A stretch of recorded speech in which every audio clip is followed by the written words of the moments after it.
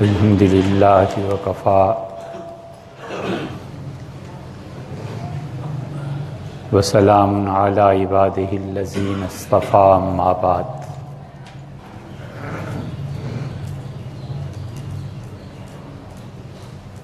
اللہ تعالیٰ کے ساتھ شرک کی مختلف اقسام ہیں۔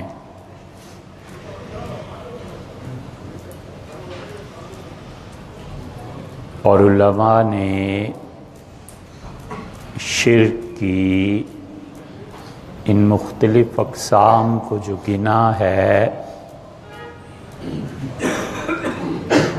تو 14 کے قریب یا 11 کے قریب بیان کی ہیں۔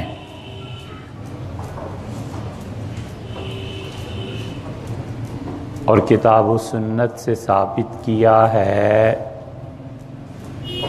کہ یہ امور اللہ کے ساتھ شرک پر مبنی ہیں۔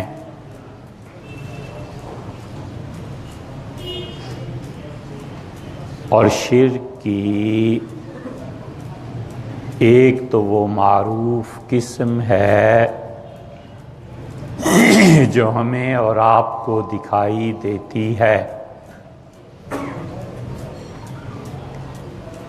اللہ تعالیٰ کے علاوہ اور چیزوں کی عبادت کرنا، جیسے عیسائیوں کا شرک ہے اور ہندوؤں کا شرک ہے، اور ایک بیان میں شرک کی اکثر قسمیں گنوائی ہیں۔ اور یہ سارا شرک فقہا کے ہاں انسان کو اسلام سے نکال کر کفر تک پہنچاتا ہے۔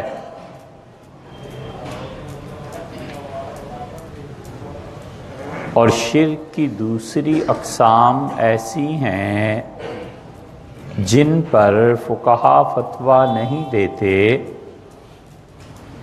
اور وہ یہ نہیں کہتے کہ اس شرک سے یہ آدمی کافر یا مشرک ہو گیا، مگر اللہ کے وہ بندے جنہیں خدا نے دین کی بڑی گہری سمجھ اور حکمت عملی اور اپنے ساتھ تعلق کی ایک برتر اور اعلیٰ کیفیت نصیب فرمائی ہے،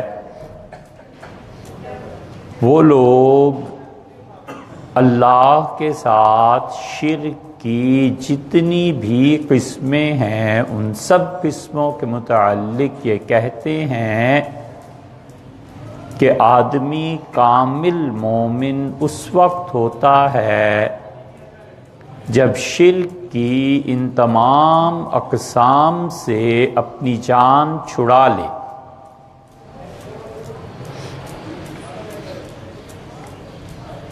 اور اس کی بھی بہت سی مثالیں ہیں۔ مثلاً حضرت رسالت مآب صلی اللہ علیہ وسلم نے ریاکاری کو بھی شرک قرار دیا ہے، لیکن فقہا اس پہ فتویٰ نہیں لگاتے کہ کوئی آدمی ریاکاری سے نیکی کا کام کرے تو وہ مشرک ہو جائے گا۔ ایسے ہی اللہ تعالیٰ ارشاد فرماتے ہیں کہ وَلَا يُشْرِكْ فِي حُكْمِهِ أَحَدًا، اور اللہ کے حکم میں کسی کو شریک مت بناؤ۔ اور اگر اس قاعدے اور کلیے کو دیکھا جائے تو پوری امت مسلمہ، یہ سارے کے سارے ممالک اس وقت اس شرک میں مبتلا ہیں، اور اللہ کے قانون کی بجائے وہ ان اقوام کا قانون نافذ کیے ہوئے ہیں جن اقوام سے وہ مغلوب رہے یا پھر ان اقوام کا جو ان کی محبوبہ اور پسندیدہ تہذیب ہے. جبکہ اللہ کہتا ہے کہ کسی کو بھی میرے حکم میں شریک مت بناؤ.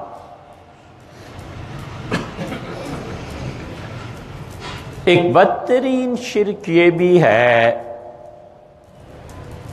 جو اس مشرک سے بھی نچلے درجے میں جہنم میں لے جائے گا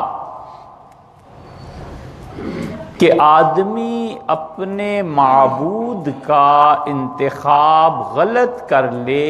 یہ اتنا بڑا شرک نہیں ہے جتنا بڑا شرک یہ ہے کہ آدمی اپنے محبوب کا انتخاب غلط کر لے.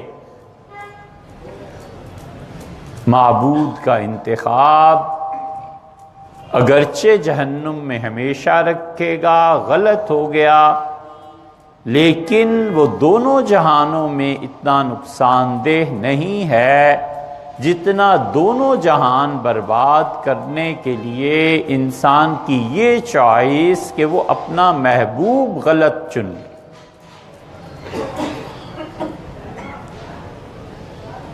جو شخص اپنا محبوب غلط چنتا ہے پھر اس کی اطاعت کرتا ہے،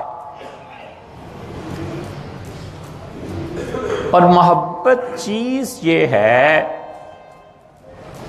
کہ آدمی ہر وقت اس بات کا منتظر رہے اور اپنا خالی پیالہ اپنے محبوب کے در پر رکھ دے کہ جو چیز جس وقت وہ اس میں ڈال دیں ان کی مہربانی. جن لوگوں کو محبت ہوتی ہے، اور ہر ایک کو ہوتی ہے، بیٹے سے، بیوی سے، اولاد سے، کسی سے، اور ان سے پوچھو ایک کال کسی کی آنی ہو اور گھنٹہ اضطراب میں گزر جاتا ہے کہ کال نہیں آئی، میسج نہیں آیا، ہوا کیا؟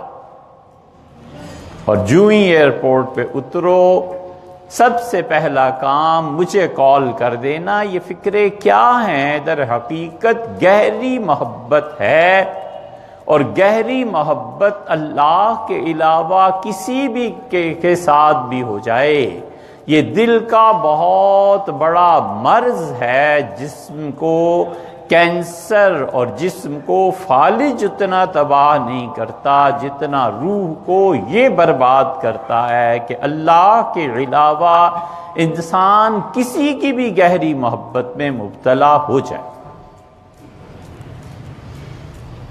اپنا وقت اسے دیتا ہے، اپنا مال اسے دیتا ہے، اور اسی کے حکم پہ چلتا ہے، اور اس کا ایک ایک حرف غور سے سنتا ہے کہ میرے محبوب نے کیا کہا ہے. بس ہر شخص اس آئینے میں اپنے آپ کو دیکھے اور سنجیدگی سے غور کرے کہ میرا دل اللہ کے علاوہ کس کی محبت میں گرفتار ہے. یہ ہوتا ہے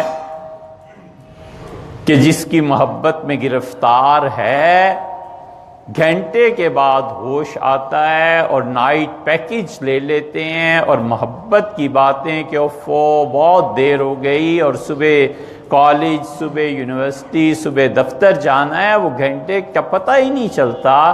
کبھی ایسے ہوا ہے کسی کے ساتھ کہ اللہ کو یاد کرنے بیٹھے اور جب گھڑی دیکھی تو پتہ چلا 2 گھنٹے سے اللہ کو یاد کر رہا ہوں، بڑی دیر ہو گئی، اٹھوں کوئی کام کر.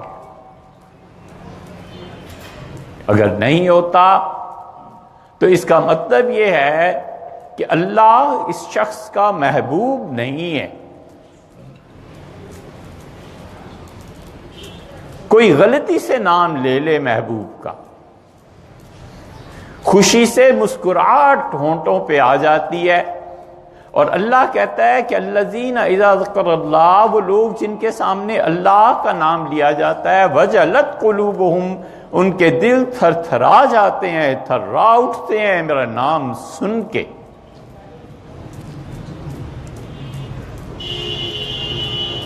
کبھی ایسے ہوا ہے کہ تنہائی میں بیٹھے ہوئے اور اپنے محبوب سے باتیں کرتے ہوئے آخر پہ یہ شکوہ نہ ہو کہ بہت تھوڑا وقت آپ دیتے ہیں؟ ہوتا ہے، کوئی جانے یا نہ جانے اس کا رب جانتا ہے۔ اللہ کے ساتھ کیوں نہیں ہوا کہ تہجد پڑھی ہو، خدا سے مانگا ہو، اور کبھی یہ احساس پیدا ہوا کہ اے رب اتنی جلدی صبح ہو گئی، ابھی تو بہت سی باتیں باقی تھیں۔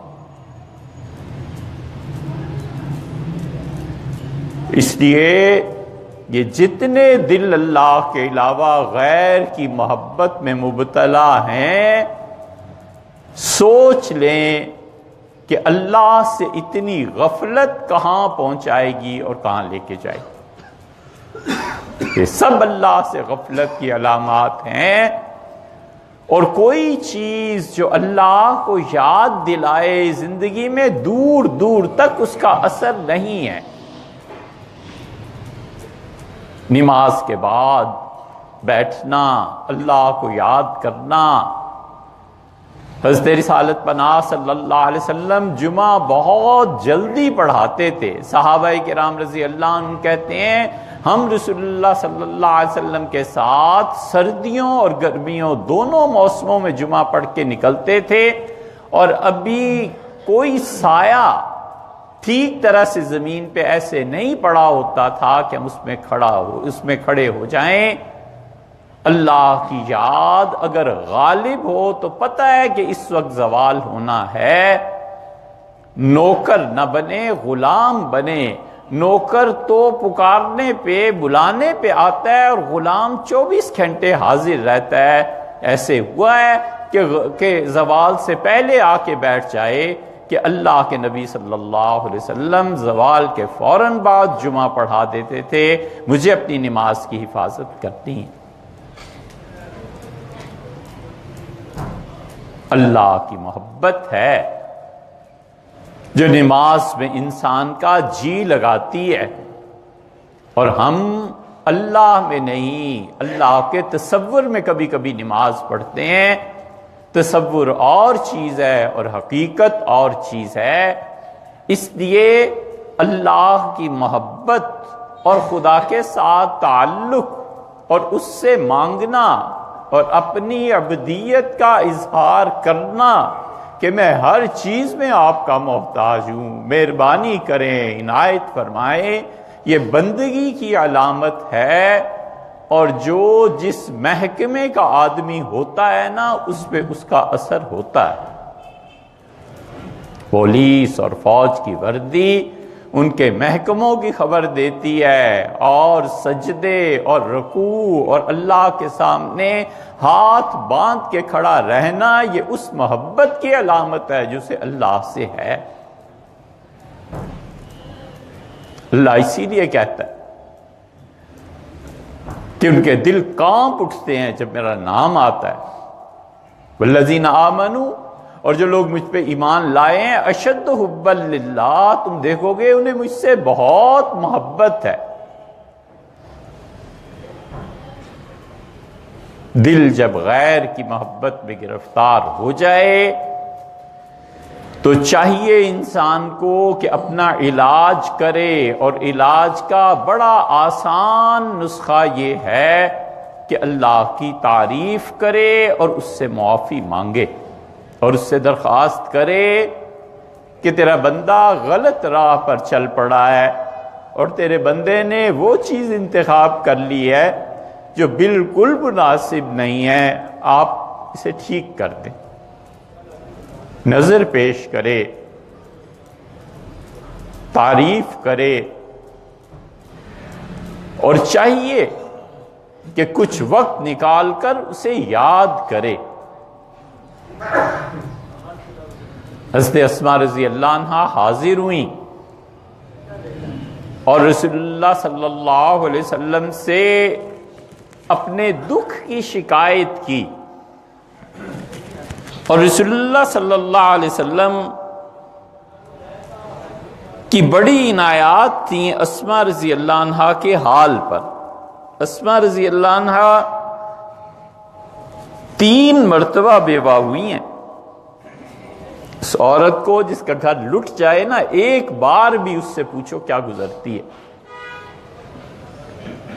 حضرت جعفر رضی اللہ عنہ کے ساتھ شادی ہوئی تھی، سیدنا علی رضی اللہ عنہ کی گویا بھابھی تھی، اور جعفر کی شہادت کے بعد حضرت رسالت پناہ صلی اللہ علیہ وسلم گھر تشریف لے گئے، اور اسما چہرہ مبارک دیکھ کے سمجھ گئیں کہ کوئی نہ کوئی چیز پیش آ گئی ہے، اور آپ کچھ نہیں بولے، اور اسما کے بچوں کو، جعفر کے بچوں کو اپنے ساتھ چمٹا لیا. تو اسما نے صرف ایک لفظ کہا کہ استشہد، کیا جعفر شہید ہو گئے؟ حضور صلی اللہ علیہ وسلم پر بڑا اثر تھا جعفر رضی اللہ عنہ کی شہادت کا، اور منہ پھیر لیا ایک طرف کو، اپنے آنسو چھپانا چاہتے تھے، اور بس پھر تشریف لے گئے اور کہا لوگو اسما کے گھر کھانا بھجواؤ، انہیں بڑی مصیبت آ گئی ہے. اور تیسرے دن آئے اور کہا ان بچوں کے بال اترواؤ، انہیں اچھے کپڑے پہناؤ. عبداللہ ابن جعفر کہتے ہیں کہ ہم بچوں کو اپنے ساتھ چمٹا لیا، اور آپ نے فرمایا جعفر کی اولاد یاد رکھنا، دنیا اور آخرت دونوں میں تمہارا وارث ہوں. اتنا بڑا جملہ کس کے لیے کہا ہوگا؟ فرمایا جعفر کی اولاد بے فکر رہو، دنیا اور آخرت دونوں جہانوں میں تمہارا وارث ہوں. پھر شادی ہوئی ہے، سیدنا ابوبکر رضی اللہ عنہ نے کی تھی. ان کے انتقال، یہی اسما بنت امیس ہیں جن کو حضرت فاطمہ رضی اللہ عنہا نے کہا تھا کہ غسل مجھے دینا اور کسی کو مت آنے دینا. سیدنا ابوبکر رضی اللہ عنہ نے اپنی اسی اہلیہ کے ساتھ گئے تھے صاحبزادی صاحبہ کی عیادت کرنے، اور پھر حضرت ابوبکر رضی اللہ عنہ کے ساتھ سیدنا علی رضی اللہ عنہ نے شادی کر لی. پھر چوتھی شادی ہونی تھی، اور وفات سے پہلے سیدنا علی رضی اللہ عنہ سے کہا کہ علی چاہتی ہوں جنت میں بھی آپ کے ساتھ رہوں. انہوں نے کہا پھر میرے بعد نکاح نہ کرنا. اور پھر یہ بھی فرمایا کہ معاویہ پیغام دیں گے، اگر کرو گی تو چلی جاؤ گی ادھر کو، اور نہیں کرو گی تو میرے ساتھ رہو گی. اسما کہتی ہیں میں حاضر ہوئی، اور میں نے ایک دن عرض کیا زندگی میں دکھ بڑھ گئے ہیں، کوئی چیز بتا دیجئے. تو رسول اللہ صلی اللہ علیہ وسلم فرمایا ہمیشہ یہ پڑھتی رہا کرو، اللہ اللہ ربی، اللہ اور صرف اللہ ہی میرا پالنے والا ہے، لا اشرک بہ شیئا، میں اپنے رب کے ساتھ کبھی کسی کو شریک نہیں کروں گی. جب محبتیں اللہ سے وابستہ ہو جاتی ہیں تو جو بھی دکھ، شکایات، تکالیف انسانی فطرت کا حصہ ہے نا، وہ بھی اس کے رب کے ساتھ مخصوص ہو جاتی ہیں. کسی سے کچھ نہیں کہنا اور اس کے سامنے بیٹھ کے ساری باتیں کھول دینی، کسی سے اپنی تنگی کا اظہار نہیں کرنا اور اس سے سب کچھ کہنا ہے. یہ رسول اللہ صلی اللہ علیہ وسلم نے اس چھوٹے سے جملے میں سکھا دیا. فرمایا یہ کہا کرو کہ اللہ اللہ ربی لا اشرک بہ شیئا، اللہ اور میرا پروردگار بس پالنے والا اللہ ہی ہے، میں کسی کو اس کے ساتھ شریک نہیں کرتی. میری محبتیں اس مالک کے لیے ہیں جس حال میں چاہے رکھے. حضرت سعد رضی اللہ عنہ نے پوچھا تھا تو رسول اللہ صلی اللہ علیہ وسلم نے فرمایا سعد تم بھول گئے ہو وہ جو اللہ کے بندے نے دعا مانگی تھی مچھلی کے پیٹ میں، جب بھی تکلیف آئے زندگی میں اسے پڑھو، لا الہ الا انت سبحانک انی کنت من الظالمین. فرمایا سعد اسے پڑھا کرو. ایک آدمی اور فرمایا تم نے آگے نہیں دیکھا اللہ نے کیا کہا ہے؟ اللہ نے کہا ہے کہ ننجل مومنین، ایمان والوں کو بھی ہم اسی تسبیح پہ غم سے نجات دے دیں گے. اس آدمی نے کہا اللہ کے ایک آدمی اٹھا، اس نے کہا اللہ کے رسول کیا یہ حضرت یونس علیہ السلام کے ساتھ تھا یا آپ کی امت کے لیے بھی؟ آپ نے میری امت کے لیے بھی ہے، لوگ اسے پڑھیں لا الہ الا انت سبحانک انی کنت من الظالمین. یہ اللہ کے ساتھ تعلق ہے. اس لیے آدمی جب محبتوں کا مرکز کسی کو بھی بناتا ہے تو فطری طور پہ چاہتا ہے کہ اس سے بات کرے، گفتگو کرے وغیرہ وغیرہ. اور جب صحیح معنی میں اللہ سے تعلق بن جاتا ہے تو پھر اللہ اس انسان کو کھینچ لیتا ہے. جتنا یہ خدا کی طرف چلتا ہے اس سے 10 گنا زیادہ خدا اسے خود اپنی طرف کھینچ دیتا ہے. کسی نے شیخ عبد القادر جیلانی رحمۃ اللہ علیہ سے پوچھا کہ اس میں اعظم کیا ہے، وہ بتائیں تاکہ اسے پڑھ کے اللہ سے کچھ مانگوں. تو انہوں نے کہا یہی اللہ جو تم پڑھتے ہو یہی ہے، اور کیا ہے؟